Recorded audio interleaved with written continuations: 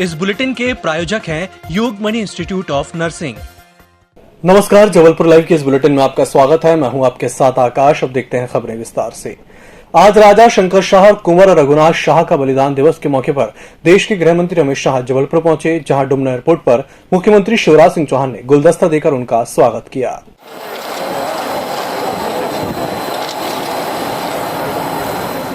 वहीं केंद्रीय गृह मंत्री अमित शाह ने जबलपुर में राजा शंकर शाह और कुंवर रघुनाथ शाह के बलिदान दिवस पर उन्हें श्रद्धांजलि दी। इस मौके पर शाह ने कहा कि अमर बलिदानी शंकर शाह और रघुनाथ शाह दोनों पिता पुत्र को तोप से उड़ा दिया गया था, लेकिन उनके चेहरे पर शिकन नहीं थी। पीएम मोदी ने संकल्प लिया है कि हम गुमनाम शहीदों की यादों को पुनर्जीवित करेंगे। जो इतिहास में लिखा गया है उसमें इनका नाम नहीं है। अमित शाह ने कहा कि कुछ लोग अलग अलग काम से, अलग अलग प्रयास से जनजातियों को अलग अलग करने की कोशिश कर रहे हैं। हम उन्हें सफल नहीं होने देंगे, सभी मिलकर काम करेंगे। यहाँ के गोंड राजवंश की विशेषता रही, चाहे मुगलों ने आक्रमण किया, चाहे अंग्रेजों की गुलामी थी, इसके सामने लड़ाई कभी बंद नहीं की। हरदम लड़ते रहे, हरदम लड़ते रहे, और जब तक आजादी नहीं मिली तब तक लड़ते रहे। और मोदी जी ने जो आजादी के अमृत महोत्सव का शुरुआत किया है, इसके पीछे अनेक जो लक्ष्य है, उसमें से एक लक्ष्य यही है कि हमारे आजादी के लिए बलिदान करने वाले अनजान हमारे जो स्वतंत्र सेनानी थे, उसको फिर से एक बार उनकी स्मृति प्रजा जनमानस में पुनर्जीवित करना, उनके लिए युवाओं के मन में गौरव की भाव जागृत करना, उनके जीवन कवन से युवाओं के मन में देशभक्ति जागृत करना। श्रद्धांजलि कार्यक्रम में मुख्यमंत्री शिवराज सिंह चौहान ने आदिवासियों के लिए कई सौगातें दी। आदिवासी क्षेत्रों में खाद्यान्न वितरण के लिए वाहन लगाए जाएंगे।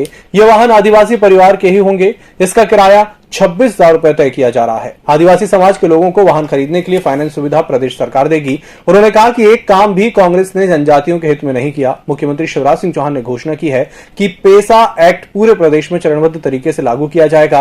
आपको बता दें कि पेसा एक्ट कानून 1996 में आया था। इस कानून को आदिवासी बहुल क्षेत्र में ग्राम सभा को मजबूती प्रदान करने के उद्देश्य से लाया गया था। इसके साथ ही छिंदवाड़ा विश्वविद्यालय शंकर शाह के नाम पर होगा। गृह मंत्री अमित शाह के जाने के बाद मालगोदाम में शहीद स्थल पर पूर्व सीएम दिग्विजय सिंह, कांतिलाल भूरिया, डिंडोरी विधायक और आदिवासी नेता ओमकार सिंह मरकाम समेत अन्य कांग्रेसी नेता पहुंचे। विधायक ओमकार सिंह ने आदिवासी संगठनों को पूजन से रोकने पर विरोध जताया। विधायक ने वन मंत्री विजय शाह के रोके जाने पर भी चुटकी ली। उन्होंने भाजपा के आदिवासी नेताओं पर निशाना साधा।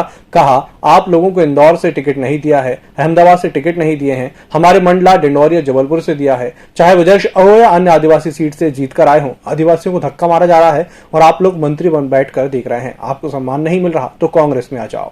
उन्होंने अपने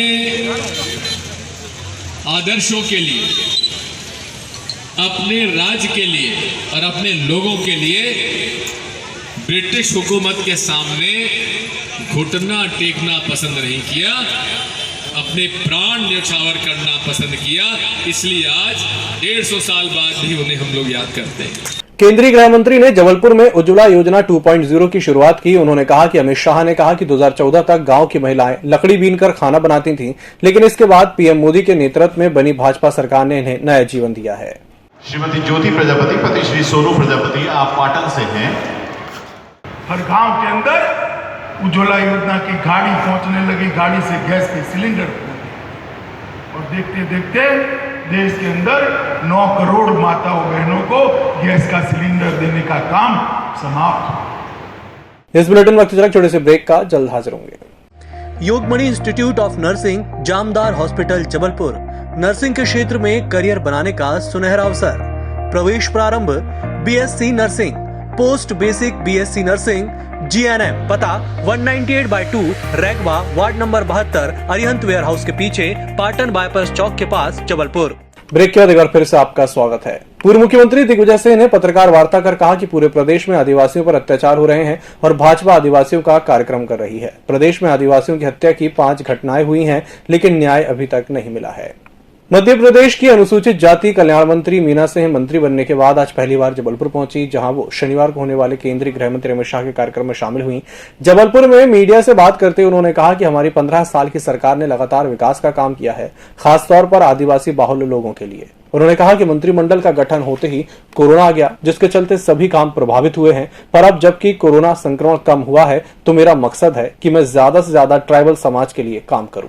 हमारी भारतीय जनता पार्टी की सरकार, हमारे माननीय मुख्यमंत्री जी, हमारे देश के प्रधानमंत्री माननीय श्री नरेंद्र मोदी जी, गृह मंत्री माननीय श्री अमित शाह जी, और कहीं ना कहीं देखिए कि हर तरह से इतना अच्छा सब कुछ हो रहा है। रानी अवंतीबाई लोधी सागर परियोजना बरगी बांध क्षेत्र में लगातार बढ़ते जलस्तर को देखते हुए परियोजना प्रशासन ने शुक्रवार की शाम 7 बजे बांध के 7 गेट खोल दिए। 7 गेट आधा मीटर खोले गए हैं। बिजली और नहर सहित कुल 7 गेटों से 25,000 क्यूसेक से अधिक पानी छोड़ा जा रहा है। नर्मदा के घाटों के निवासियों को दूर रहने और डूब क्षेत्र में प्रवेश न करने के लिए अलर्ट जारी किया गया है। 2 मीटर तक जलस्तर बढ़ जाएगा। इस बुलेटिन में फिलहाल इतना ही। इसी के साथ मुझे दीजिए इजाजत। नमस्कार।